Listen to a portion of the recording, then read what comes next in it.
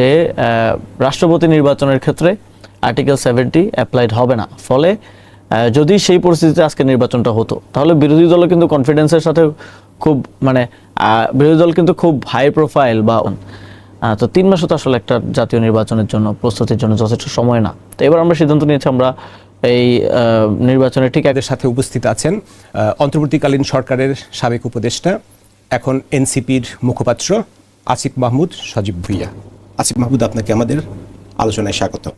আপনাকেও ধন্যবাদ। আমাদের এই শোর নাম জিরো সাম গেম শো। আমরা আসলে এখানে কোনো গেম খেলি না, আপনার সাথে আমরা বিভিন্ন বিষয়ে আলাপ আলোচনা করব। তো প্রথমেই আপনাকে স্বাগত জানালাম এবং জিজ্ঞেস করতেছি আপনি কেমন আছেন? এই তো আলহামদুলিল্লাহ ভালো আছি, আপনি কেমন আছেন? আমরা ভালো আছি। এনসিপি কেমন আছে? এনসিপিও অনেক ঝড়ঝঞ্ঝার মধ্য দিয়ে যাচ্ছে, কিন্তু তারপরেও ভালো আছে। ঝড়ঝঞ্ঝাটা কি আসলে এনসিপির? আমাদের প্রথমত তো আমাদের এখন একটা জাতীয় আন্দোলনে আমরা আছি।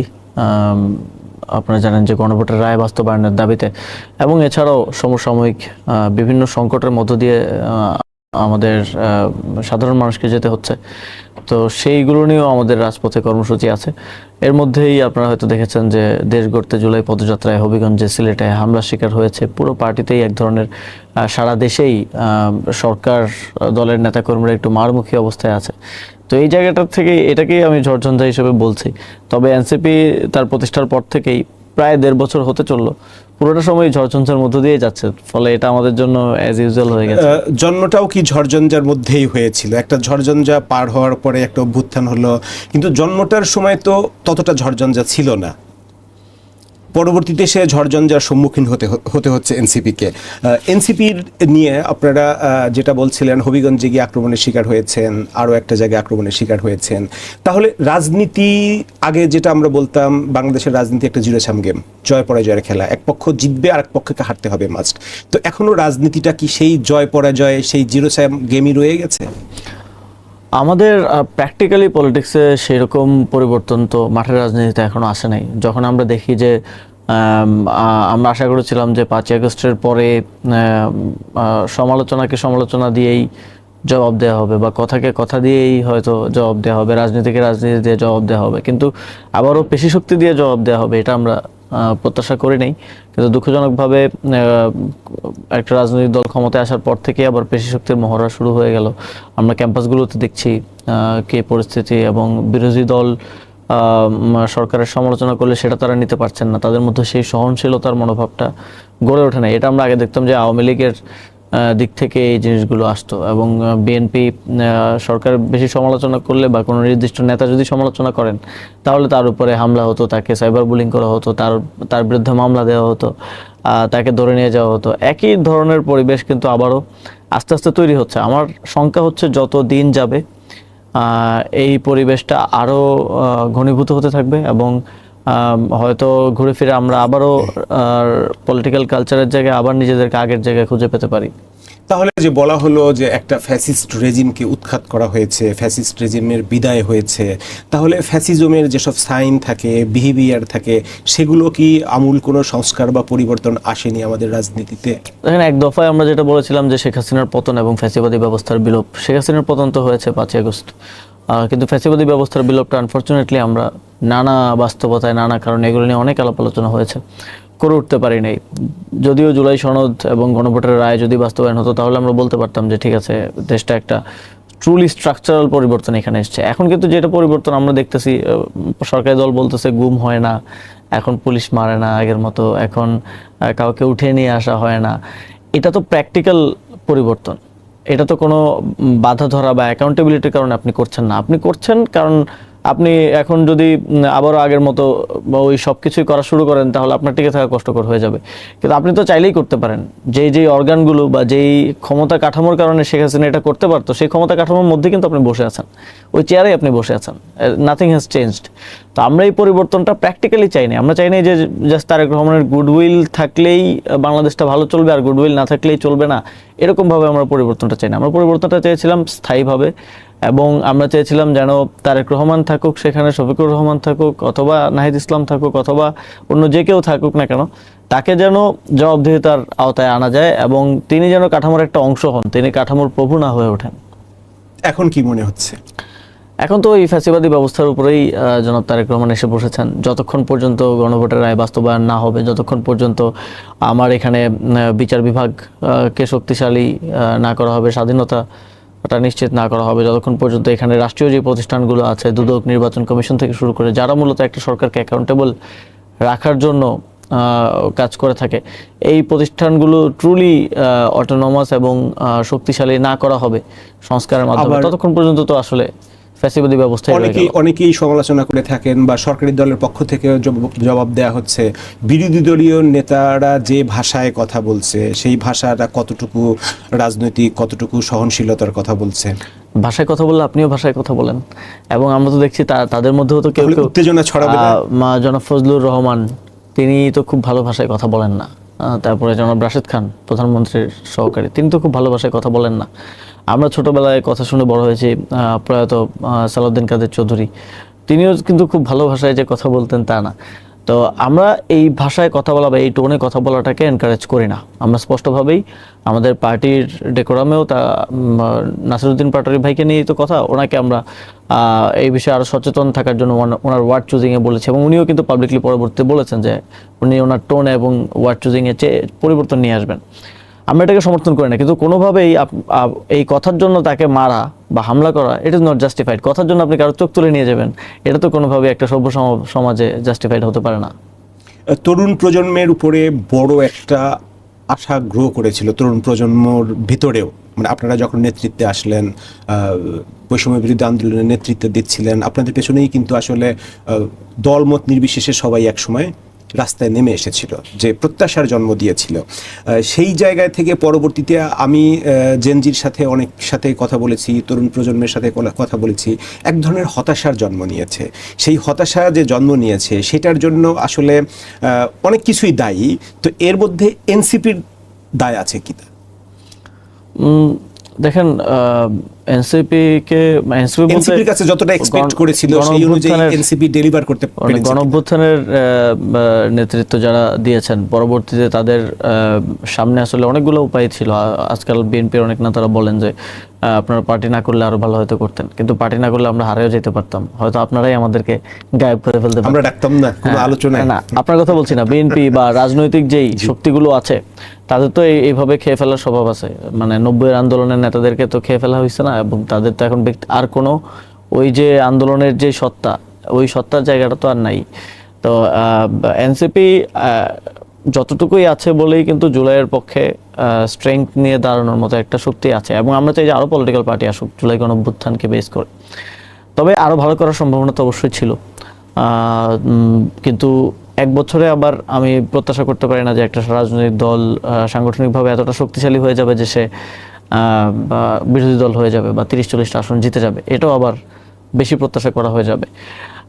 আমরা অনেকেই নেপালের উদাহরণ দিয়ে থাকি, কিন্তু নেপালে যারা গণঅভ্যুত্থান করেছে তারা কিন্তু নিজেরা রাজনৈতিক দল খোলেন নাই, তারা অলরেডি এক্সিস্টিং একটা পলিটিক্যাল পার্টিতে যুক্ত হয়েছেন। তা আমার একটা রিডিং হচ্ছে, যদি আমাদের এরকম একটা সুযোগ থাকতো, কোনো একটা পলিটিক্যাল পার্টি যার সাথে আমাদের আদর্শে মিল আছে, যাদের জেলা পর্যায়ে, উপজেলা পর্যায়ে স্ট্রাকচার আছে, গণঅভ্যুত্থানের পর যদি এটা রেডি একটা প্ল্যাটফর্ম আমরা পেতাম, তাহলে ফলাফলটা আরও ডিফারেন্ট হতে পারতো। কিন্তু আমাদেরকে কিন্তু ইউনিয়নে, উপজেলায় গিয়ে মানুষ খুঁজে বের করে কমিটি করতে হয়েছে, এবং অনেক জায়গায় এখনও করা সম্ভব হয় নাই। ফলে এক বছরের মাথায় এক্সপেকটেশন খুব বেশি যেমন করাটা ঠিক না, আবার ঠিক আমার এটাও মনে হয় যে আরও ভালো করার হয়তো সুযোগ ছিল। আমাদের সাংগঠনিক সীমাবদ্ধতা বা সময়ের সীমাবদ্ধতা সবকিছু মিলে সেটা সম্ভব হয়নি। আগামী দিনের প্ল্যান, পরিকল্পনা কি? এনসিপিকে নিয়ে কোথায় যেতে চান আপনারা? লেটস সে যদি লং টার্ম একটা প্ল্যান করেন, 5 বছর পর তো আবার নির্বাচন হবে, 5 বছর মানে 4.5 বছর পরে, 6 মাস তো হয়েই গেছে, সেই নির্বাচনটাকে ধরে কোনো প্ল্যান করছেন কিনা এখন থেকেই? এনসিপি আগামী নির্বাচনে বিরোধী দল গঠনের জন্য যতটা শক্তি সঞ্চয় করার প্রয়োজন সেইভাবে সাংগঠনিক প্রস্তুতি আমরা নিচ্ছি। আমরা ইতিমধ্যেই আমাদের গত নির্বাচনের একটা অভিজ্ঞতা হচ্ছে, আমরা আমাদের প্রার্থীদেরকে মাত্র 2-3 মাস আগে প্রিপারেশন নেওয়ার জন্য বা নিশ্চয়তা দিতে পেরেছি যে আপনি নমিনেশন পাবেন, গোছান। তো 3 মাসও তো আসলে একটা জাতীয় নির্বাচনের জন্য প্রস্তুতির জন্য যথেষ্ট সময় না। তো এবার আমরা সিদ্ধান্ত নিয়েছি, আমরা এই নির্বাচনের ঠিক 1 বছরের মধ্যে, 6 মাস তো চলে গেল, আমরা অন্তত 200 জন ক্যান্ডিডেটকে কনফার্ম করে দিব এবং তাদেরকে আমরা মাঠে পাঠিয়ে দেব। পরবর্তীতে অবশ্যই ইভ্যালুয়েশনের সুযোগ থাকবে, কে কতটুকু কাজ করছে, কার কতটুকু সমর্থন আছে, এগুলো সার্ভেও করা যায়। বাট আগে থেকে প্রিপারেশন নিয়ে আমরা সেই প্রস্তুতিটা নিব এবং আমরা একটা লক্ষ্যমাত্রা ঠিক করেছি যে 36 সালের মধ্যে আমরা সরকার গঠন করার উদ্দেশ্যে কাজ করছি। কিন্তু এখানে একটা গুরুত্বপূর্ণ বিষয় হচ্ছে, ওই সবাই হয়তো এটা বাজওয়ার্ডের মতো শোনায়, নেক্সট ইলেকশনে বিরোধী দল, পরের ইলেকশনে সরকার। কিন্তু আমরা জনগণের কাছে মেসেজটা আমাদের দিতে চাই হচ্ছে, আমরা ক্যাপাসিটি নিজেদের বিল্ড করতে চাই, যাতে করে জনগণ থেকে শুরু করে বিভিন্ন স্টেক হোল্ডাররা আছে এখানে রাষ্ট্রের, আপনার কর্পোরেট স্টেক হোল্ডার আছে, মিলিটারি স্টেক হোল্ডার আছে, মিডিয়া অ্যান্ড আদার্স, তাদের মধ্যে যেন একটা কনফিডেন্স গ্রো করে যে এনসিপি সরকার পরিচালনার জন্য যোগ্য হয়েছে এবং এনসিপির মধ্যে একটা অর্থমন্ত্রী দেওয়ার মতো টেকনোক্রেট একজন লোক আছে, বা রাষ্ট্রের যে বিভিন্ন অর্গানগুলো পরিচালনা করতে হয় সেগুলোর জন্য যথেষ্ট ক্যাপাবল লোকজন আছে। তো সেইভাবে এবং বিরোধী দলের ভূমিকাটা কতটুকু এনসিপি পালন করতে পারছে, সক্ষমতার জায়গাটাও আমরা জনগণের কাছে আগামী নির্বাচনে বলছেন বিরোধী দলের ভূমিকা পালন করবে, এখনো তো আপনারা বিরোধী দলেই আছেন, তা এখন জামাত ইসলামের সাথে জোটে আছেন, তাহলে কি জামাত ইসলামের সাথে জোটে থাকবেন না আর আগামী নির্বাচনের আগে? নির্বাচনের সময় কি হবে এটা আসলে তফসিলের 1 মাসের মধ্যেও বলা যায় না আসলে, কারণ এবার তো আমরা দেখেছি একেবারে মনোনয়নপত্র জমা দেওয়ার শেষ দিন গিয়ে জোটের বিষয়ে চূড়ান্ত সিদ্ধান্ত হয়েছে। তো এত আগে বলাটা হয়তো সম্ভব হবে না। তবে এনসিপি বিরোধী দল গঠন করার মতো সক্ষমতা অর্জন করতে চায়, এটা আমাদের নিজেদের মধ্যকার লক্ষ্যমাত্রা। এটা যে কোনো পদ্ধতিতে হতে পারে, এনসিপির নেতৃত্বে কোনো জোট হতে পারে, এনসিপি এককভাবেও হতে পারে, অথবা জোটের ইকুয়েশন তো সবসময় একরকম থাকে না, এটা তখনকার রাজনৈতিক পরিস্থিতির উপর আসলে ডিপেন্ড করে। মাঝে মাঝে কোনো কোনো মিডিয়াতে খবর দেখা যায় এনসিপি জামাত ইসলামের নেতৃত্বে যে জোট আছে সে জোট থেকে বের হয়ে আসছে।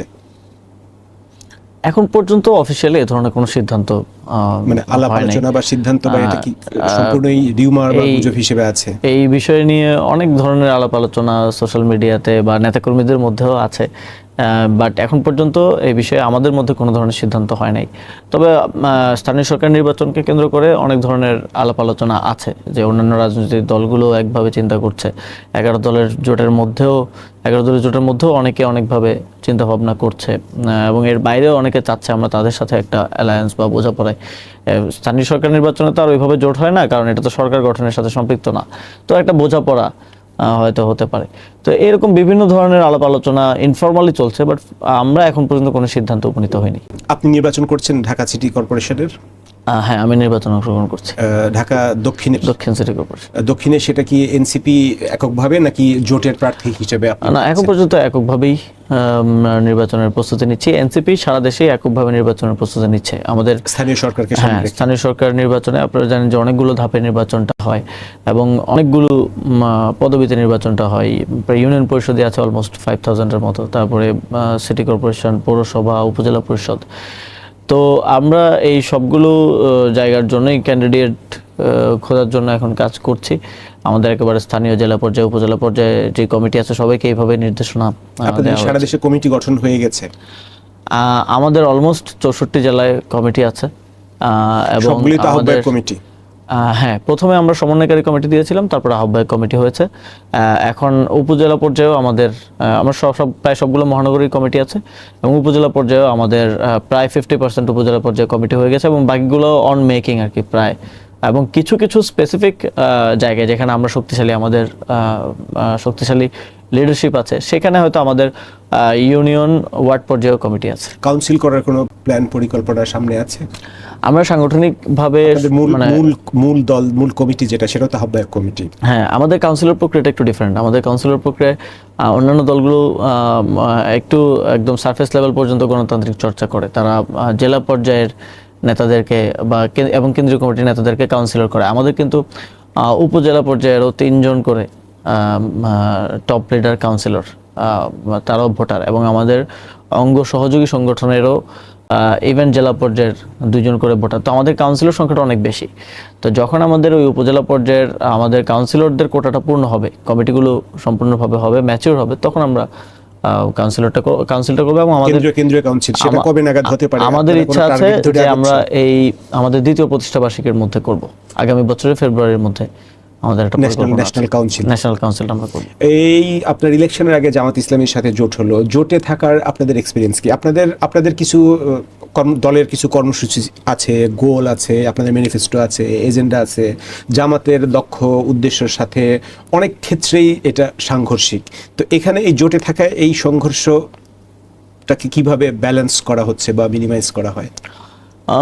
জোটের ক্ষেত্রে আসলে এই জোটটা তো রাজনৈতিক জোট না, মানে আদর্শিক জোট না, অনেকটাই আমরা স্ট্র্যাটেজিক জোট বলে থাকি আর কি। কারণ নির্বাচনকে কেন্দ্র করে এবং কয়েকটা ইস্যুকে সামনে রেখে এই জোটটা হয়েছে। বিশেষ করে গণভোটের রায় বাস্তবায়ন, নির্বাচনের আগে জুলাই সনদ টা বাস্তবায়নের হায়ার আইডিয়ালসের জায়গা থেকে এই জোটটা হয়েছে। এবং এখনও এই জোটের সবার মধ্যে ওই একটা জিনিসই সবাইকে কানেক্ট করে রেখেছে, সেটা হচ্ছে জুলাই সনদ, গণভোটের রায় বাস্তবায়ন।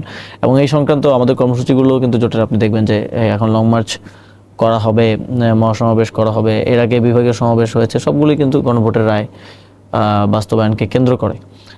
বাট জোটের মধ্যে যেহেতু অন্যান্য দলগুলো স্বাভাবিকভাবেই ইসলামপন্থী দল হিসেবে পরিচিত, কিন্তু এনসিপি একটা সেন্ট্রিস্ট পার্টি এবং to some extent AB party সহ আরও দুই একটা ছোট দল আছে যারা হয়তো ইসলামপন্থী দল না।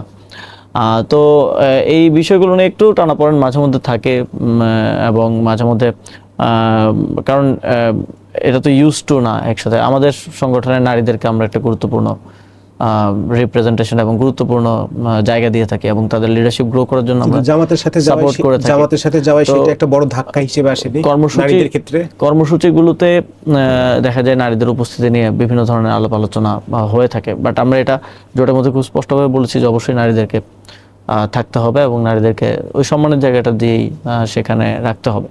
কারণ এটা আমাদের পার্টির জায়গা থেকে কোনোভাবে আমরা আমাদের নারীদেরকে হেয় করা বা যে নারীরা এনসিপি ছেড়ে গেছেন তাদের কি আবার দলে ফিরিয়ে আনার কোনো উদ্যোগ আছে? জামাতের সাথে জোট করার কারণেই তারা তো প্রতিবাদ নারীদের মধ্যে মাত্র 2-3 জন ছেড়ে গেছেন লিডারশিপের জায়গা থেকে, ফলে এটা ইয়া হয়। তবে এটা আমার মনে হয় যে যতটা না আদর্শিক কারণে, তার থেকে বেশি হচ্ছে ওই সময় জোট প্রক্রিয়াটা অনেকটা তাড়াহুড়ো করে করতে হয়েছিল, ফলে দলের মধ্যে সেভাবে এটা নিয়ে কনসালটেশন করা যায় নাই। কনসালটেশন বলতে দলের মধ্যে যেই পরিসরে আলাপ আলোচনা, নিজেদের মধ্যে আন্ডারস্ট্যান্ডিং করার প্রয়োজন ছিল বা যুক্তিগুলো বোঝানোর প্রয়োজন ছিল, সেটার সময়টা লিডারশিপ পেয়ে ওঠে নাই। খুব তাড়াহুড়োর মধ্য দিয়ে জোট করতে হয়েছে এবং বেশিরভাগ নেতৃবৃন্দই তো নির্বাচনের প্রস্তুতিতে নিজ নিজ আসনে ব্যস্ত ছিলেন। ফলে এই আমার মনে হয় আন্ডারস্ট্যান্ডিংয়ের অভাবের কারণে তারা পদত্যাগ করেছেন। এবং অনেকেই কিন্তু যারা পদত্যাগ করেছেন তারাও কিন্তু অনেকে আবার ফিরে এসে অ্যাক্টিভ হয়েছেন পার্টিতে। তবে স্বাভাবিকভাবে এনসিপি একটা সেন্ট্রিস্ট পার্টি, এখানে সকল ধরনের মতাদর্শের লোকজন আছে। জোট নিয়ে এখনও পার্টির মধ্যে একটা অংশ খুব একটা স্বাভাবিক, এটা কালকে আমরা বিএনপির সাথে জোটে গেলেও আরেকটা অংশ খুশি হবে না। তো এই জায়গাটা আছে, তবে সেটাকে আমরা সম্মান করি। এককভাবে বা তৃতীয় শক্তি হিসেবে গড়ে উঠতে পারছেন না কেন?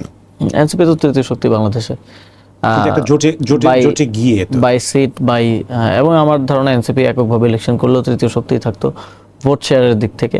তবে এটা স্বীকার করতে কোনো, এনসিপি কি দ্বিতীয় শক্তি হতে পারবে না? আমরা সেই লক্ষ্যমাত্রায় আগাচ্ছি আগামী নির্বাচনে ইনশাল্লাহ। সেটা আগামী নির্বাচন মানে 2030 বা 31 সালে যে নির্বাচনের প্রসঙ্গের কথা বলছিলেন। রাষ্ট্রপতি নির্বাচন নিয়ে আমরা একটু কথা বলি। এই রাষ্ট্রপতি নির্বাচনে আমি আপনাকে জাস্ট একটু ব্যাকগ্রাউন্ড ইনফরমেশন বলে থাকি, আমার যতটুকু মেমোরিতে আছে। গণতন্ত্রের পুনর্যাত্রা শুরু হলো এরশাদের যে 90 অভ্যুত্থানের পরে 91 সালে নির্বাচনের যখন রাষ্ট্রপতি নির্বাচন হয়, সেই সময়ের বিরোধী দল আওয়ামী লীগ রাষ্ট্রপতি নির্বাচনের প্রার্থী দিয়েছিলেন সাবেক বিচারপতি বদরুল হায়দার চৌধুরী। আর তখনকার সরকারি দল বা সরকারি প্রার্থী ছিলেন আব্দুর রহমান বিশ্বাস। তারপরে থেকে যতগুলো প্রেসিডেন্সিয়াল নির্বাচন হয়েছে, প্রতিটা নির্বাচনে আনকন্টেস্টেড হয়েছে। মানে যাকে ক্যান্ডিডেট দেওয়া হচ্ছে তার প্রতি অনার করে বা সম্মান করে বিরোধী দল থেকে, কারণ বিরোধী দল ক্যান্ডিডেট দিলেই তো আর জয়ের সম্ভাবনা নাই। এই 35 বছর পরে এইবার এসে দেখা যাচ্ছে যে প্রেসিডেন্সিয়াল ইলেকশনে কন্টেস্ট হচ্ছে। জামাত ইসলামীর নেতৃত্বে 11 দলীয় জোট, আপনারাও যেখানে আছেন সেখানে সাবেক সেনা কর্মকর্তা কর্নেল অলি আহমেদকে ক্যান্ডিডেট করা হয়েছে। এটা একটা ফর্মালিটি, কারণ আপনি জানেন যে বর্তমান যে কাঠামোতে নির্বাচনটা হয়, আপনি দলের বাইরে গিয়ে ভোট দিতে পারবে না এমপিরা, পুরো স্বাভাবিকভাবে 213টা আসন বিএনপির যেই প্রার্থী তাকেই ভোট দিয়ে, মানে তারা এমন না যে উইলিংলি ভোট দিয়ে জিতাবে, তারা বাধ্য ভোট দিয়ে জিতাবে, কারণ এটা আর্টিকেল 70 এর কারণে আর্টিকেল 70 এর সিদ্ধান্তে কারণে। এবং এক্স্যাক্টলি এই কারণটাতেই কিন্তু আমরা সংস্কারটা চাই। আপনার ঐকমত্য কমিশনে কিন্তু মানে জুলাই সনদে কিন্তু এটা এগ্রিড যে রাষ্ট্রপতি নির্বাচনের ক্ষেত্রে আর্টিকেল 70 অ্যাপ্লাইড হবে না। ফলে যদি সেই পরিস্থিতিতে আজকে নির্বাচনটা হতো, তাহলে বিরোধী দল কিন্তু কনফিডেন্সের সাথে খুব মানে বিরোধী দল কিন্তু খুব হাই প্রোফাইল বা ওইরকম সম্মানিত কাউকে আরো বা সরকার দল বা কেউ কিন্তু এমপি রাষ্ট্রপতি ইলেকশনের জন্য আগ্রহী হবে না, কারণ সে জানে যে সে মানে হারবে বর্তমান যে কাঠামোতে। কিন্তু যদি এমপিরা স্বাধীন থাকতো ভোট দেওয়ার ক্ষেত্রে, তখন কিন্তু এরকম ক্যান্ডিডেটদেরকে আমরা নিয়ে আসতে পারতাম। তখন ভোট তো এই কারণে দেখা যায় যে হতো না, সেটা তো আমাদের জাতীয় নির্বাচন হয়, যেন কি আমরা গণতন্ত্র বাদ দিয়ে দিব এখন? মানে সবকিছুরই তো ব্যাড সাইড এবং গুড সাইড আছে, বাট এমপিদেরই স্বাধীনতাটা থাকলে হয়তো আমরা দলীয় রাষ্ট্রপতির যে প্র্যাকটিস এখান থেকে বের হয়ে আসতে পারার একটা সম্ভাবনা তৈরি হতো, এবং দলের মধ্যেও কন্টেস্ট হতো। কিন্তু এখন তো বিএনপি মনোনয়ন করে দিচ্ছে, হয়ে যাচ্ছে। দলের মধ্যে কি এরকম তো আরো অনেকে আছে আমরা জানি যারা রাষ্ট্রপতি হতে চান, দলের মধ্যেও কন্টেস্ট হতো, তারাও ক্যান্ডিডেট হতেন, এবং এমপিরা তখন একটা নির্বাচন নিয়ে একটা নির্বাচনের যে আমেজ সেটা তৈরি হতো, এবং লাস্ট আওয়ার পর্যন্ত বলা যেত না যে কে হতে যাচ্ছে। কিন্তু এখন সব তো সার্টেইন, আমরা মোটামুটি ফাইনাল যে জনাব মির্জা ফখরুল ইসলাম আলমগীর রাষ্ট্রপতি হচ্ছেন। তাহলে কেমন রাষ্ট্রপতি পেতে যাচ্ছি আমরা, সেটা এখনই বলা কঠিন হবে। আপনি যে নামটা বলছেন মির্জা ফখরুল ইসলাম আলমগীর, আমরা আবারও দলীয় রাষ্ট্রপতি পেতে যাচ্ছি। আমাদের রাষ্ট্রপতির জায়গাটা তো আসলে থাকা উচিত আমার ধারণা সব দল মতের ঊর্ধ্বে, একটা ইউনিফাইং ফিগার, যে আসলে সকল রাজনৈতিক দলগুলোকে যে কোনো ন্যাশনাল ক্রাইসিস বা যে কোনো পরিস্থিতিতে হয় না, রাজনৈতিক দলগুলোর সাথে সরকারের এক ধরনের বিরোধ, ওইটা শেষ পর্যন্ত কোথায় গিয়ে ঠেকবে সেটা তো রাষ্ট্রপতির একটা সক্ষমতার জায়গা থাকা লাগবে। তো ওই জায়গায় আমরা আসলে নন পার্টিজান কাউকে হলে ভালো হতো, কিন্তু বর্তমান কাঠামোতে এটা সম্ভব না। আপনারাও তো একজন পার্টিজান লোককে নমিনেট করেছেন, এখন আপনারা তো একজন নির্দলীয় লোককে নমিনেট করতে পারতেন। বর্তমান কাঠামোতে এই যে আমি যেটা বললাম, নির্দলীয় ওইরকম হাই প্রোফাইল কেউ আসবে না তো, কারণ সে তো জানে সে হারবে। এখানে বর্তমান কাঠামোতে তো কেউ আসবে না। ওই সময় বিরোধী দল নির্দলীয় একজন লোককে নিয়ে এসেছিলেন, না তিনি রাজি হয়েছেন, কিন্তু মানে নিশ্চিত হার জেনে আপনি তো যাবেন না সব সময়, তাই না? এটা তো নিশ্চিত হার, যে আপনি জানেন যে 213 জন আপনাকে ভোট দিতে পারবে না, দিলে তার এমপি পদই থাকবে না। তখন আরেকটা ফাইট হয়েছিল যে এই ভোটটা গোপন ভোট করা যায় কিনা, গোপন ভোট করা যায় কিন্তু তখন রাজি হয়নি। কিন্তু না, আমার সাংবিধানিক কাঠামোতে তো আর্টিকেল 70 অ্যাপ্লাইড হবে, আপনি পারবেন না। যেমনটা বলছিলাম, তাহলে আপনার একটা প্রস্তুতি আছে, সামনে ঢাকা সিটি কর্পোরেশন নির্বাচন আছে। ঢাকা সিটি কর্পোরেশন নির্বাচন নিয়ে আপনার পরিকল্পনা, প্ল্যানটা সম্পর্কে যদি আমরা একটু জানতে পারি। আসলে মুশকিলটা হচ্ছে সরকার এখন পর্যন্ত স্থানীয় সরকার নির্বাচন তারা করবে বলছে, কিন্তু এখন পর্যন্ত কোনো ডেট টাইম আমাদেরকে দেয় নাই। এটা খুব স্পষ্ট হওয়া উচিত যে ইউনিয়ন পরিষদ কবে হবে, কয়টা ধাপে হবে, উপজেলা পরিষদ কবে হবে, পৌরসভা কবে হবে, সিটি কর্পোরেশন কবে হবে, একটা যদি ডেট বা মান্থ যদি অ্যাটলিস্ট দেয়, তাহলে প্রার্থীদের জন্য বা রাজনৈতিক দলগুলোর জন্য একটু সুবিধা হয়।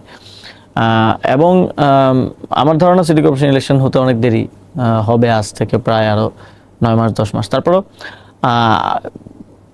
স্থানীয় সরকার নির্বাচনের ক্ষেত্রে, যেহেতু আমি স্থানীয় সরকার মন্ত্রণালয়ের দায়িত্বে ছিলাম, সিটি কর্পোরেশনের সমস্যাগুলো খুব কাছে থেকে দেখেছি, সমাধানের উদ্যোগ নিয়েছি বা সমাধান খুঁজেছি, স্টেক হোল্ডার কনসালটেশন করেছি। তো আমি দেখেছি যে ঢাকা শহরের মানে এটা তো ঢাকা শহর, এটা গ্লোবালি ওয়েল নোন যে একটা খুবই আনপ্ল্যান্ড ওয়েতে একটা শহর এখানে গড়ে উঠেছে, যার ফলে এই শহরে যারা বসবাস করেন তাদের যে জীবন যাপনের যে অভিজ্ঞতা সেটা খুবই ভয়ানকভাবেই আসলে খারাপ। তো আমি এই ওভারঅল অভিজ্ঞতাটাকে বেটার করতে চাই, এবং এটার জন্য যা যা উদ্যোগ গ্রহণ করা প্রয়োজন, অলরেডি আমি ওই মন্ত্রণালয়ে থাকার কারণে আমি জানি যে কিভাবে কাজগুলো বাস্তবায়ন করা সম্ভব।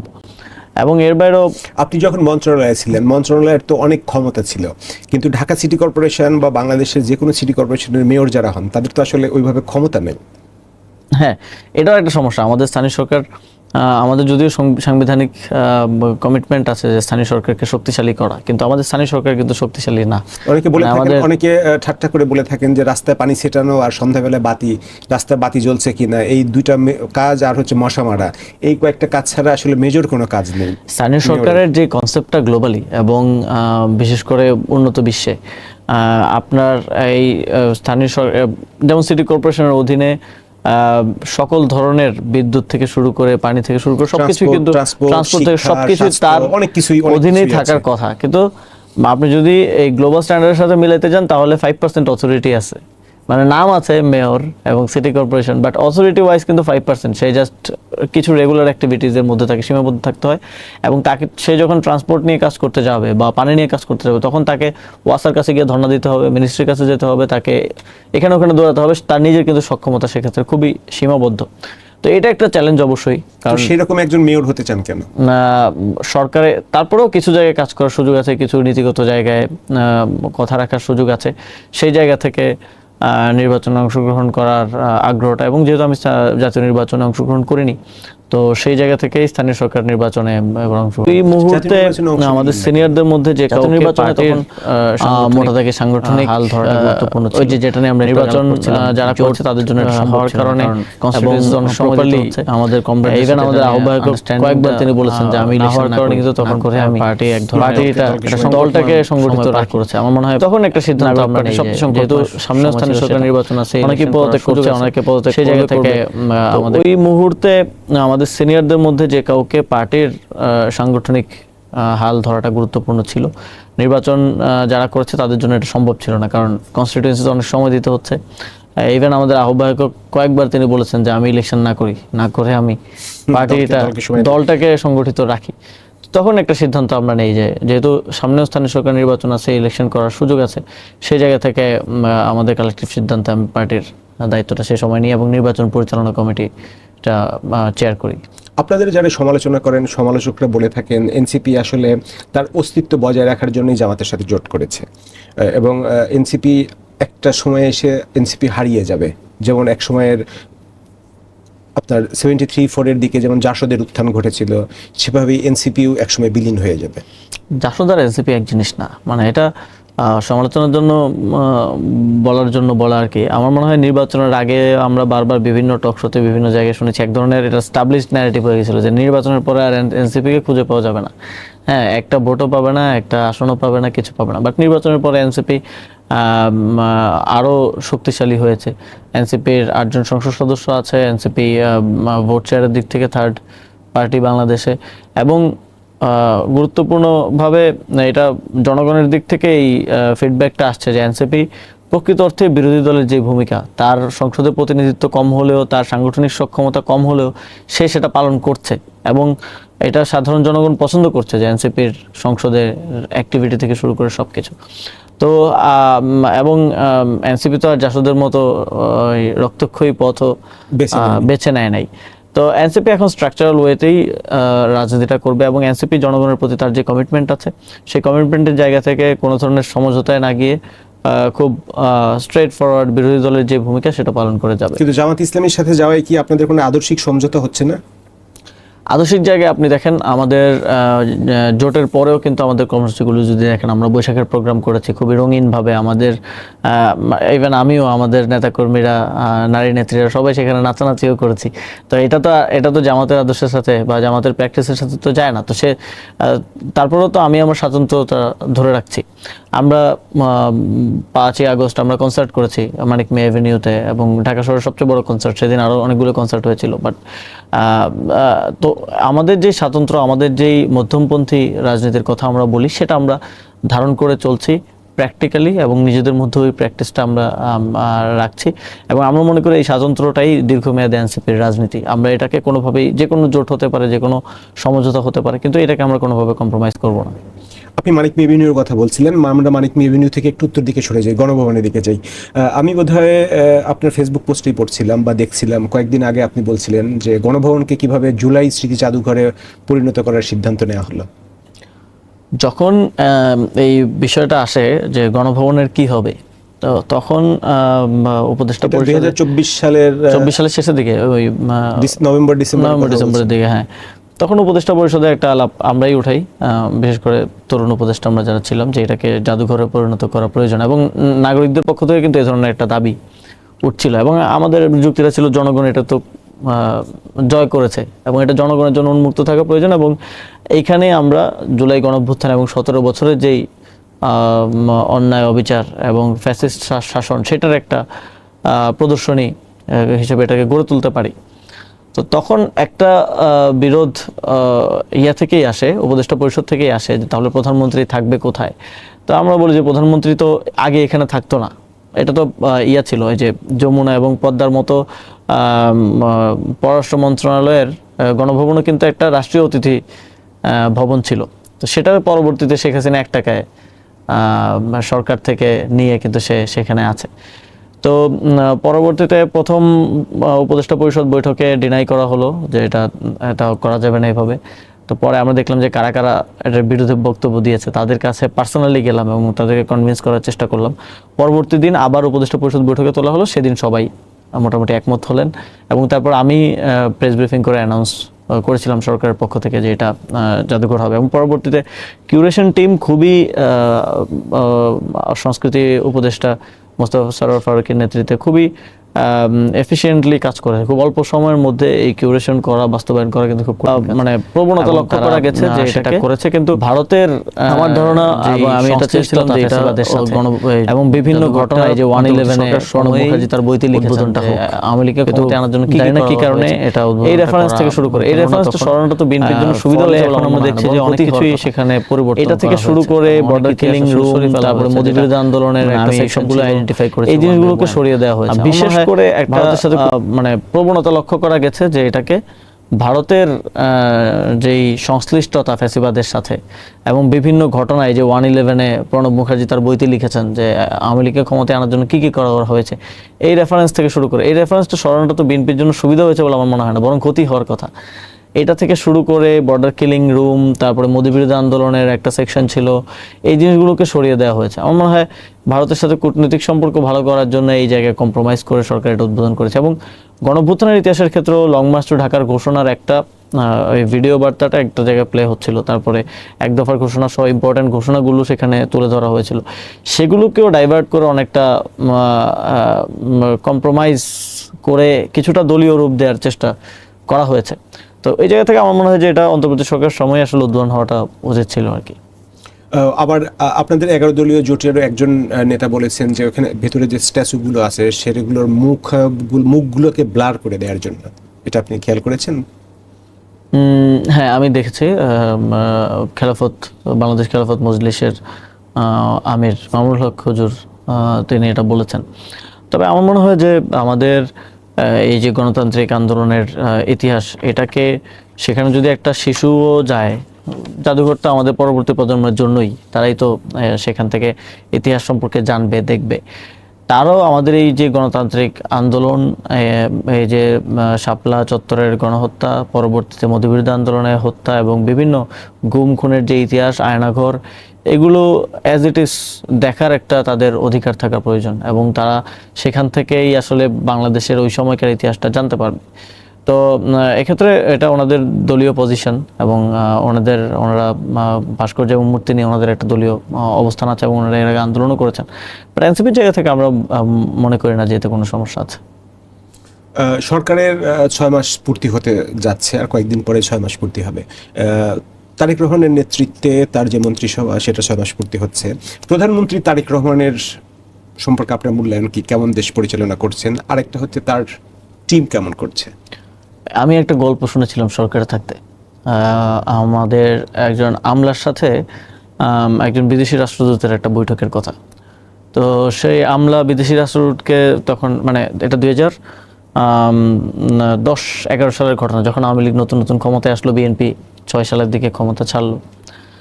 তো তিনি রাষ্ট্রদূতকে জিজ্ঞেস করেছিলেন যে বাংলাদেশের অবস্থা এখন কি দেখছেন, বা এই যে 2 সরকারই তো আপনি দেখলেন, 2 সরকারের মধ্যে কি অবস্থা। তো ওই রাষ্ট্রদূত একটা উত্তর দিয়েছিলেন যে 2 সরকারের মধ্যে পার্থক্য হচ্ছে এখন হচ্ছে ব্যাড গভর্নমেন্ট এবং আগে হচ্ছে নো গভর্নমেন্ট। মানে আওয়ামী লীগের সময়টা হচ্ছে খারাপ সরকার এবং বিএনপির সময়টা হচ্ছে সরকারই নেই। তো এখন আমার কাছে মনে হচ্ছে যে এই একই রকম সিচুয়েশনের মধ্যে আছে, নো গভর্নমেন্ট সিচুয়েশন আছে। কারণ কে কি করতেছে কিছু বোঝা যাচ্ছে না, খুব স্পষ্ট না। তারেক রহমানের সরকারে আমরা শুনছি যে এই এনার্জি সেক্টরের প্রাইভেটাইজেশন করবে এবং একটা নির্দিষ্ট ব্যবসায়িক গোষ্ঠীকে সুবিধা দিয়ে এটা করা হবে, বসুন্ধরাকে সুবিধা দিয়ে এটা করা হবে। আবার জনাব তারেক রহমান মাননীয় প্রধানমন্ত্রী তিনি একটা বক্তব্য গতকালকে আমি দেখলাম বলছেন যে ষড়যন্ত্র চলছে। তো ষড়যন্ত্র কি তার সরকারের ভিতর থেকেই চলছে কিনা এটা নিয়ে কিন্তু স্পষ্টতা নাই। তো এই যে অনেক ক্ষেত্রেই আমি শুনি, কারণ সচিবালয়ে এখন আমাদের বন্ধুরা মানে যারা পরিচিত, যেহেতু আমি ছিলাম খুব রিসেন্টলি, তাদের থেকে শুনি যে প্রধানমন্ত্রী থেকে অর্ডার আসে কিন্তু ওই অর্ডার আর আমরা পর্যন্ত যায় না বা বাস্তবায়নের মুখ দেখে না, মাঝখান থেকে আবার অন্যরকম সিদ্ধান্ত হয়। তারপরে প্রত্যেকটা মিনিস্ট্রিতে একজন মন্ত্রী আছেন, একজন প্রতিমন্ত্রী আছেন, আবার প্রধানমন্ত্রী দপ্তর থেকে একজন উপদেষ্টাকে ওই মিনিস্ট্রি ওভারসি করার দায়িত্ব দেওয়া হয়েছে। এখন এই সচিবরা আবার কনফিউজ যে তারা কার অর্ডার নেবে, কারণ তার উপরে আপনি অথরিটি 3 জনকে বসায় দিয়েছেন। তো এখানে এক ধরনের ক্রাইসিসের মধ্যে পড়তে আমি এটা শুনেছি যে আমি দেখেছি যে একটা বদলির অর্ডার দেখেছি যে সে প্রতিমন্ত্রীর কথা না শুনে মন্ত্রীর কথা শুনে একটা কাজ করার কারণে তাকে বদলি করে, তাকে ওএসডি করে দেওয়া হয়েছে, এরকম ঘটনাও ঘটেছে। তো ফলে গভর্নমেন্ট একটা ওই হাওয়ার উপর চলে গেলে একটা গান আছে না, হাওয়ার উপর চলে গাড়ির মতো করে চলতেছে। এবং আমরা বারবার বিএনপির মধ্যে থেকে কিন্তু আমরা এই কনফিডেন্সটা দেখেছিলাম, তারা বারবার বলতো অন্তর্বর্তী সরকারের সময় যে নির্বাচিত সরকার আসলে সব সমস্যার সমাধান হয়ে যাবে, আমাদের সরকার পরিচালনার ভালো অভিজ্ঞতা আছে। যা অভিজ্ঞতা তো আপনারা জানেন কীরকম অভিজ্ঞতা আছে, 1 থেকে 5-এর অভিজ্ঞতা। তো কিন্তু আমরা দেখছি একই সাথে যেমন তারা গণভোটের রায় বাস্তবায়ন সহ এই অঞ্চলের এই জনগণের যে রাজনৈতিক আকাঙ্ক্ষা সেটা বাস্তবায়ন করতেও তারা ব্যর্থ হয়েছে, সেটা নিয়ে আমরা আন্দোলন করতে হচ্ছে এখন। একই সাথে তারা কিন্তু রাষ্ট্র পরিচালনায় যে একদম নিত্য নৈমিত্তিক কার্যক্রম, বিদ্যুৎ, গ্যাস থেকে শুরু করে দ্রব্যমূল্য, এগুলো তো একদম রেগুলার অ্যাক্টিভিটিস, এগুলো তো তারা খুবই মিজারেবলি ফেল করছে। এবং তারা বারবার এটা ষড়যন্ত্রের উপরে এর ষড়যন্ত্র ওর ষড়যন্ত্র দায় দিচ্ছেন, কিন্তু এটা আমরা তাদের ফেলিওর হিসেবেই দেখি। অন্তর্বর্তী সরকারকে বারবার দুর্বল সরকার বলা হতো, কিন্তু অন্তর্বর্তী সরকারের সময় আপনি দেখেন ঈদ যাত্রায় স্বস্তি ছিল, ঈদের সময় পর্যন্ত বাংলাদেশে তো এটা প্র্যাকটিস, ঈদের সময় দ্রব্যমূল্য বেড়ে যায়, বাড়ে নাই। বিদ্যুতের বারবার ক্রাইসিসের সম্ভাবনা তৈরি হয়েছিল, কিন্তু একবারও কিন্তু সেরকম বড় ধরনের ক্রাইসিস তৈরি হয় নাই, বারবার পেমেন্ট ডিউ টাইমে পেমেন্ট দেওয়া হয়েছে।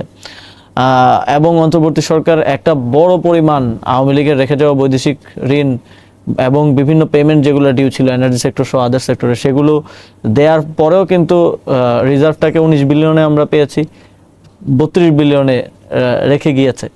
তো এই ইন্ডেক্সগুলো যদি আমি মিলাই তাহলে বিএনপি সরকার অন্তর্বর্তী সরকারের থেকেও খুব বাজেভাবে সরকার পরিচালনা করছে। সামনের দিনে কি হবে আমি জানি না, বাট এখান থেকে যদি তারেক রহমান তার টিম পরিবর্তন না করেন, আরও বেটার গুড ভালো ক্যাপাসিটির টেকনোক্রেটদেরকে নিয়ে না আসেন, এবং তিনি এই অলরেডি অযোগ্য প্রমাণিত পলিটিক্যাল যেই সার্কেল নিয়ে এখন দেশ পরিচালনা করছেন এটাই করতে থাকেন, তাহলে 1 বছরের মধ্যে খুবই ডিজাস্ট্রাস পরিবেশ তৈরি হতে পারে। কিন্তু আপনার অন্তর্বর্তীকালীন সময়ে সবচেয়ে বড় অভিযোগ ছিল আপনার মবের উত্থান। আইন শৃঙ্খলা পরিস্থিতি অন্তর্বর্তী সরকারের একটা সেটব্যাক ছিল আমি বলবো, এবং অন্তর্বর্তী সরকার সম্পূর্ণরূপে আইন শৃঙ্খলা পরিস্থিতির উপরে যে একটা নিয়ন্ত্রণ, একটা স্বাভাবিক পরিবেশ নিয়ে আসা, সেটা করতে পারেনি। বিশেষ করে শুরুর দিকে তো একেবারেই পারা যায়নি, কারণ শুরুর দিকে আপনারা জানেন যে পুলিশ ছিল না, পুলিশের ডেকে ডেকে আনতে হচ্ছিল যে আপনারা ডিউটি পালন করেন। কিন্তু শেষের দিকে কিন্তু মোটামুটি একটা কন্ট্রোলে এসেছিল। কিন্তু বর্তমান সরকারের সময় যদি আপনি বলেন তাহলে কিন্তু আইন শৃঙ্খলা পরিস্থিতি খুব একটা উন্নতি তখন থেকে হয় নাই, যেটা আমরা ভেবেছিলাম যে একটা পলিটিক্যাল গভর্নমেন্ট আসলে হবে। এবং দেখেন এখন কিন্তু মাঠে আর আগের মতো আন্দোলন নাই। অন্তর্বর্তী সরকারকে যেমন প্রতিদিন ঘেরাও হয়ে পড়তে হতো, শাহবাগ ঘেরাও থাকতো, ওই গোয়েন্দা সংস্থার রিপোর্ট আমি দেখলাম 300-র উপরে ইন্ডিভিজুয়াল আন্দোলন হয়েছে, 1000-এর উপরে অবরোধ হয়েছে। সেটাতে কিন্তু বিএনপিকে পড়তে হচ্ছে না, তার কিন্তু আইন শৃঙ্খলার চ্যালেঞ্জগুলো অন্তর্বর্তী সরকারের মতো নাই, কিন্তু তারপরও সে কেন পারছে না, এটাও একটা প্রশ্ন কিন্তু জনগণের মধ্যে আছে। বিরোধী দল সম্পর্কে আপনার একটু মূল্যায়ন শুনতে চাই। ডাক্তার শফিকুর রহমান বিরোধী দলের নেতা, তিনি কেমন করছেন? তার নেতৃত্বে বিরোধী দলের যে টিম আছে সংসদের ভেতরে এবং বাইরে কেমন করছে? তিনি ভালো করছেন, তার কথা আমরা শুনি যে তিনি খুব অ্যামিকেবলি কথা বলেন, তিনি খুব সফট স্পোকেন। কিন্তু অ্যাজ এ বিরোধী দল অ্যাজ এ হোল যদি আমাকে ফ্র্যাঙ্কলি বলতে বলেন, নাহলে আমি নিজে কোনো কথা বলবো না, আমি জনগণের সাথে কথা বলে যেটা শুনি, তৃণমূলে গেলে যেটা শুনি, বা হচ্ছে বিভিন্ন পরিসরে যেটা আলাপ আলোচনা হয়, মানে বিরোধী দলের ভূমিকাটা জনগণ প্রত্যাশা করেছিল আরও ভাইব্রেন্ট হবে। বিরোধী দল বলতে জামাতে ইসলামের ভূমিকাটা, কিন্তু সেখানে আসলে জনগণের মধ্যে এক ধরনের হতাশা আছে, এবং সোশ্যাল মিডিয়াতে এগুলো নিয়ে লেখালেখি হয়, সোশ্যাল মিডিয়া অ্যাক্টিভিস্টরা লেখালেখি করেন।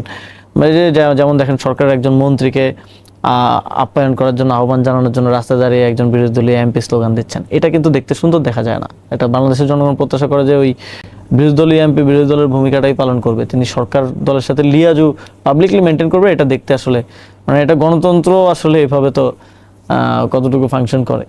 তো সেই জায়গা থেকে কিন্তু এনসিপির প্রতি এক ধরনের আগ্রহ জনগণের মধ্যে তৈরি হয়েছে, কারণ এনসিপি দ্ব্যর্থহীন কণ্ঠেই কিন্তু সরকারের সমালোচনা এবং গঠনমূলক সমালোচনা সংসদে করছে। এনসিপির এমপিরা যখন কথা বলছেন সেটা কিন্তু প্রশংসিত হচ্ছে সারা দেশে।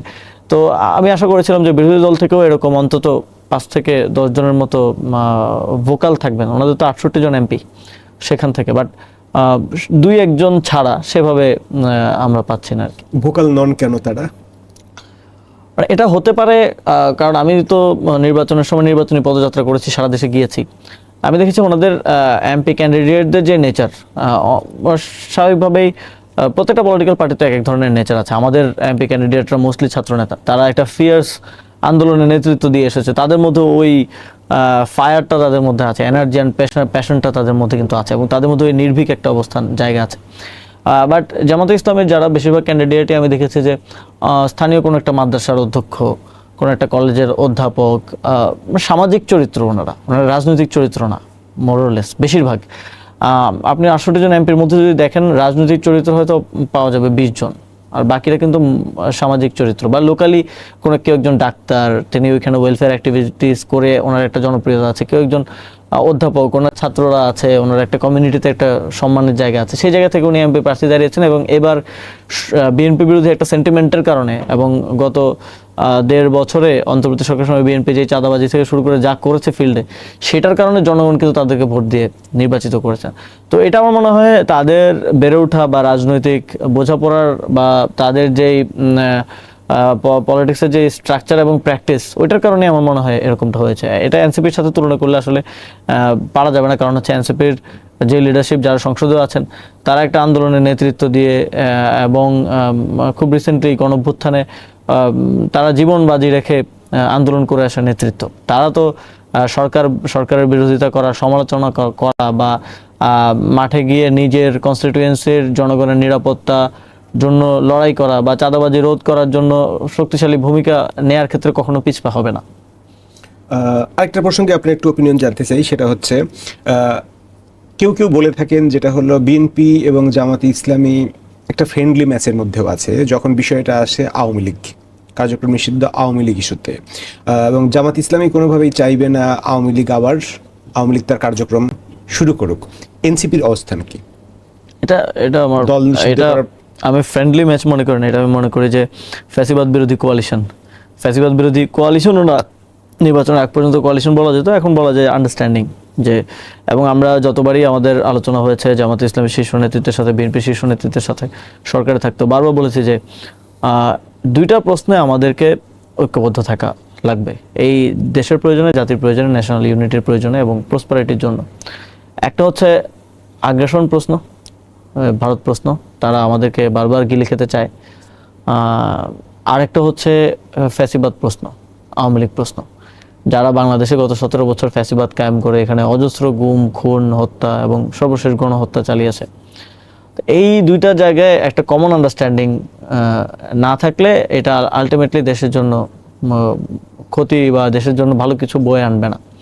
তো আমার মনে হয় সেটা একটা বোঝাপড়া আছে, এবং সেই ক্ষেত্রে আমরাও জাতীয় নাগরিক পার্টিও প্রায় একই পজিশন হোল্ড করি, এবং এই আওয়ামী লীগের যে কোনো ধরনের দেশে বিশৃঙ্খলা সৃষ্টি করার, দেশের অভ্যন্তরীণ পরিস্থিতি ঘোলাটে করার প্রচেষ্টার ক্ষেত্রে আমরা ঐক্যবদ্ধভাবেই তাদেরকে মোকাবিলা করার পক্ষে। আমরা একটু ভূ রাজনীতি নিয়ে কথা বলি। 24-এর 5ই আগস্টের পরে ভারতের সাথে বাংলাদেশের কূটনৈতিক সম্পর্ক একদম মানে কলাপস করেই বলা যায়। এর মধ্যে যুক্তরাষ্ট্রের সাথে সম্পর্ক আবার ভালোভাবে আবার রিগেইন হয়েছে, যুক্তরাষ্ট্রের সাথে একটা সম্পর্ক চলছে। ভিতরে প্রধানমন্ত্রী তার প্রথম সফর করেছেন মালয়েশিয়া হয়ে চীনের সাথে একটা সম্পর্ক। বাংলাদেশ এখন কি ধরনের ভূ রাজনৈতিক চাপের মধ্যে আছে? ভারতকে আমরা বারবার পাবলিকলি বলেছি যে আপনারা সম্পর্কটা মানে ডিপ্লোম্যাটিক রিলেশন কখনো কোনো ব্যক্তি বা পরিবারের সাথে হতে পারে না, এটা হইতে হবে জনগণের সাথে। জনগণের সাথে মানে জনগণের নির্বাচিত যেই প্রতিনিধি বা সরকার, তাদের সাথে।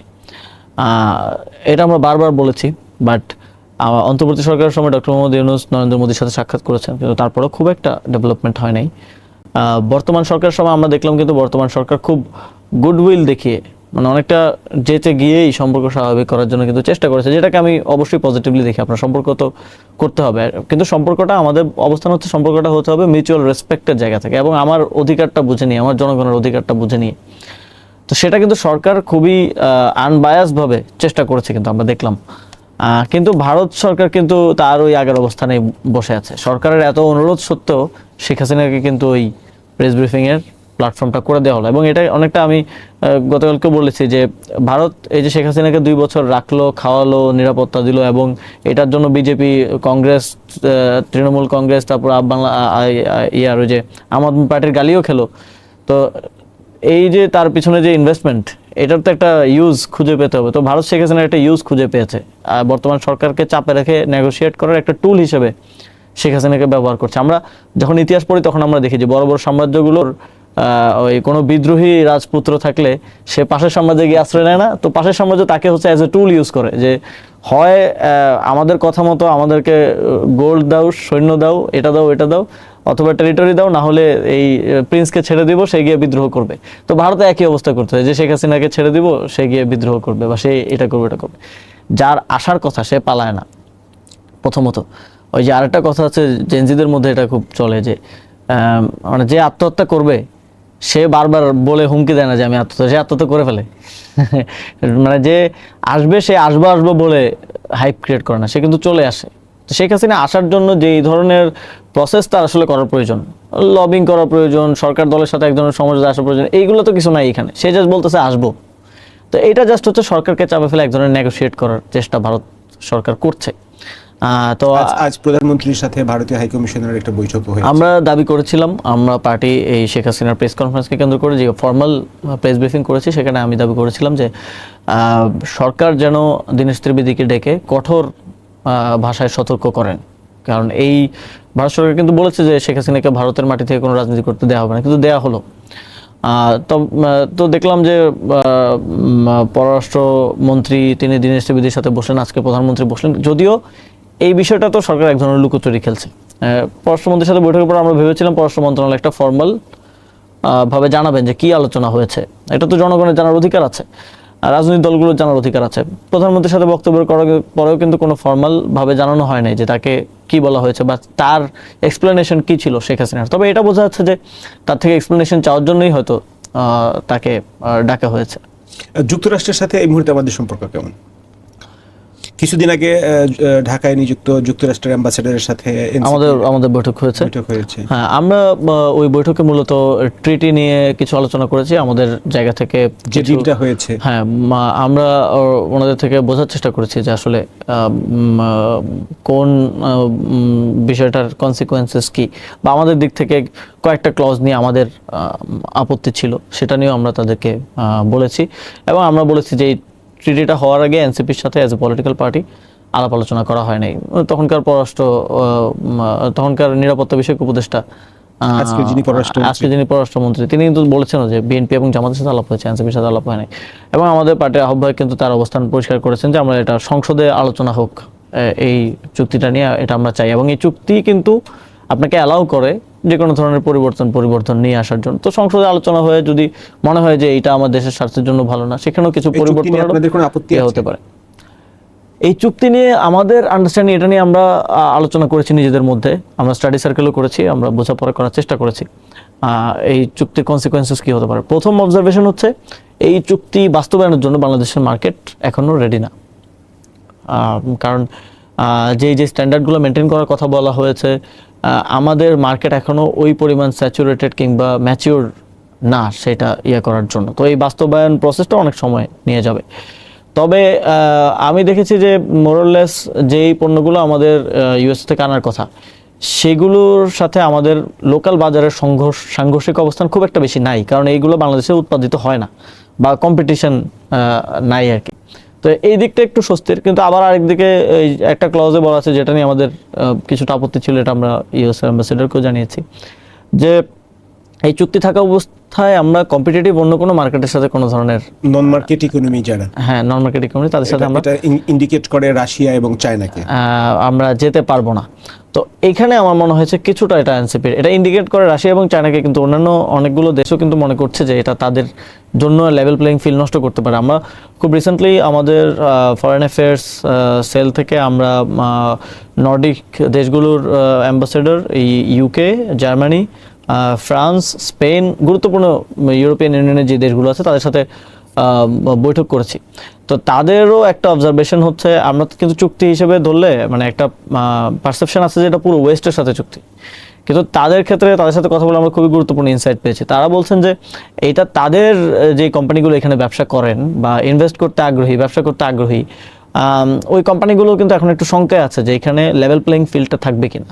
মানে এখানে তাদের যেমন কোনো একটা গাড়ির কোম্পানি, একটা ইতালিয়ান গাড়ির কোম্পানি, সেইখানে গাড়ি বিজনেস করতে চায়, তার থেকে কি কোনো আমেরিকান গাড়ির কোম্পানি বেটার লেভেল ফিল্ড এখানে পাচ্ছে কিনা, এটা নিয়ে তাদের এক ধরনের কনসার্ন। মানে উদাহরণ দিলাম আর কি, অন্যান্য অনেক প্রোডাক্টের ক্ষেত্রে তাদের একটা কনসার্ন তারা জানিয়েছে। তো এক্ষেত্রে তারা একটা আগ্রহ প্রকাশ করেছে যে ইউরোপিয়ান ইউনিয়নের সাথেও একটা বাইলেটারাল ট্রেড এগ্রিমেন্ট বাংলাদেশের হতে পারে, এবং আমাদের মনে হয়েছে যে এই প্রস্তাবটা যথেষ্ট মানে যুক্তিসঙ্গত। কারণ তাদেরকে যদি আপনি লেভেল প্লেইং ফিল্ড না দেন,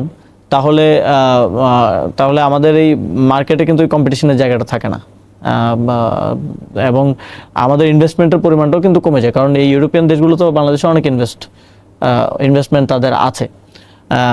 আবার আমাদের লোকাল ইনফ্রাস্ট্রাকচার, আমাদের গ্যাস দেওয়ার সক্ষমতা, এনার্জি দেওয়ার সক্ষমতা, এবং আমাদের যেই আমলাতান্ত্রিক জটিলতার কারণে কিন্তু এখানে ইনভেস্ট করা খুব একটা সহজ কাজ না কোনো দেশের জন্যই।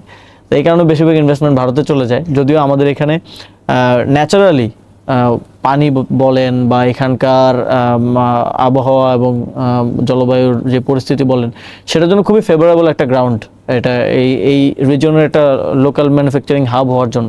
কিন্তু এই যে আমলাতান্ত্রিক জটিলতা থেকে শুরু করে ইনফ্রাস্ট্রাকচারাল ল্যাকিংসের কারণে আমরা কিন্তু ইনভেস্টমেন্ট পুল করতে পারছি না। এর মধ্যে যদি আবার এই লেভেল প্লেইং ফিল্ড নিয়ে কোশ্চেন তৈরি হয়ে যায় যারা অলরেডি আমাদের এখানে ইনভেস্ট করেন তাদের মধ্যে, তাহলে কিন্তু এটা একটা শঙ্কা তৈরি করতে পারে। চাইনিজ অ্যাম্বাসেডরের সাথেও তো আপনাদের মিটিং হয়েছে? না, এখন পর্যন্ত ফর্মালি আমাদের মিটিং হয়নি। দুটো প্রোগ্রামে আমরা অ্যাটেন্ড করেছিলাম, দেখা হয়েছে, বাট আমাদের ফর্মালি হয়তো সামনে বৈঠক। চায়নার তরফ থেকে একটা প্রস্তাব দেওয়া হয়েছে, বাংলাদেশ চায়না মিয়ানমার যে করিডোর, সেটা আপনারা স্টাডি করে দেখেছেন? আমাদের অবস্থান কি হওয়া উচিত? এই বিষয়টা নিয়ে তো অনেক আগে থেকে আলোচনা চলছিল, এবং আমার মনে হয় যে এটা একটা বাস্তবসম্মত পরিকল্পনা। তবে এখানে একটা কনসার্নের জায়গা হচ্ছে, মিয়ানমারের সাথে কিন্তু আমাদের সম্পর্ক খুব একটা ভালো অবস্থায় নাই। রোহিঙ্গা ইস্যুটাকে একটা বড় ক্রাইসিস হিসেবে এখানে রয়ে গেছে। ফলে আমরা এটাও জানি যে চায়নার মিয়ানমারের ইন্টারনাল পলিসির ক্ষেত্রে অনেক ধরনের তাদের ইনফ্লুয়েন্সের সুযোগ আছে। তো আমার মনে হয় যে এটা হতে হলে মিয়ানমারের সাথে সম্পর্কটা স্বাভাবিক হতে হবে। বাট এখন কিন্তু ওয়ার্ল্ড অর্ডারে একটা পরিবর্তন আসতেছে। আমরা খুব রিসেন্টলি দেখলাম সৌদি আরব, তুরস্ক এবং পাকিস্তান কিন্তু এটাকে বলা হয় ডিফেন্স ট্রিটি করে ফেলেছে, এবং এটাকে বলা হচ্ছে ইসলামিক ন্যাটো। এবং তারা কিন্তু বলে না যে এটা এই 3 দেশেই শেষ, এটা আরও যেতে পারে। এবং আমরা এখানে সাউথ এশিয়া খুব রিসেন্ট টাইমে 2 বছরের মধ্যে দেখেছি যে পাকিস্তান খুব ভালো করছে। তারা 3 বছর আগে খুব বাজে পরিস্থিতি ছিল, তারা লোনের জন্য ওর কাছে হাত পাচ্ছিল, বাট এখন তারা একটা লোকাল সিকিউরিটি বলয় তাকে কেন্দ্র করে একটা কিন্তু গড়ে উঠছে। এবং এখানে অবশ্য চায়নারও সহযোগিতা অবশ্যই আছে, ইন্টেল থেকে শুরু করে অনেক কিছু। তো এখানে বাংলাদেশের জন্য একটা অপরচুনিটি আমি দেখি এই অর্থে, কারণ বাংলাদেশের সিকিউরিটি থ্রেটটা একটা জায়গা থেকেই আসে, এবং মায়ানমার থেকেও কিছুটা আসে, বাট বড় ধরনের সিকিউরিটি থ্রেটটা তো ভারত থেকে আসে। তাদের নীতি নির্ধারকরা বারবারই বলেন যে তারা বাংলাদেশকে খেয়ে ফেলতে চান।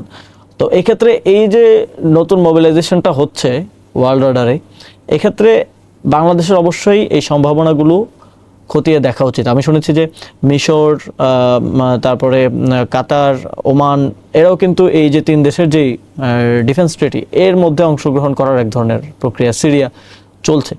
তো শুধু এটা না, এখানে পাকিস্তান, চায়নারও এক ধরনের বোঝাপড়া আছে। এখানে একটা ট্রায়াঙ্গেল সিকিউরিটি অ্যারেঞ্জমেন্ট কিন্তু হইতে পারে বাংলাদেশের জন্য, চায়না এবং পাকিস্তানের সাথে একটা আন্ডারস্ট্যান্ডিংয়ের মধ্যে দিয়ে। তাহলে কি হয়, মানে আপনাকে অবশ্যই ডিপ্লোম্যাটিক বা সিকিউরিটির ক্ষেত্রে অ্যাম্বিশিয়াস হইতে হবে। আপনি সবার সাথে বন্ধুত্ব, কারোর সাথে শত্রুতা না, এই যে একটা ভ্রান্ত ধারণা বা এই যে একটা নন ফাংশনাল অবস্থায় থাকা, যে আমি দিন শেষে দেখা যায় যে কেউই আমার বন্ধু না, তো একা পড়ে থাকা লাগে। তো ওই জায়গা থেকে বের হয়ে বাংলাদেশকে এখন এই সম্পর্কগুলো, এই স্ট্র্যাটেজিক রিলেশনগুলোর দিকে হাঁটার আমার মনে হয় সময় হয়েছে, এবং এটাই উপযুক্ত সময়। এখন যদি আমরা এক্সপ্লোর না করি তাহলে পরবর্তীতে লেট হয়ে যেতে পারে। আমরা সিরিয়াস কথাবার্তা অনেক বললাম, একটু লাইটার ভেনে কথা বলি। আপনার ফেসবুক পেজে আমি গতকাল একটা বিজ্ঞাপন দেখেছি, একটা ভ্যানিটি ব্যাগ বিক্রির বিজ্ঞাপন। 1580 টাকার ব্যাগ মাত্র 6 লাখ টাকায় বিক্রি হবে, 80% ডিসকাউন্ট। গুজব বাজদের জন্য। ঘটনা কি আসলে? আমি ওই যে এনসিপি যে কনসার্টটা হয়েছিল, তো আমি এবং আমার ওয়াইফ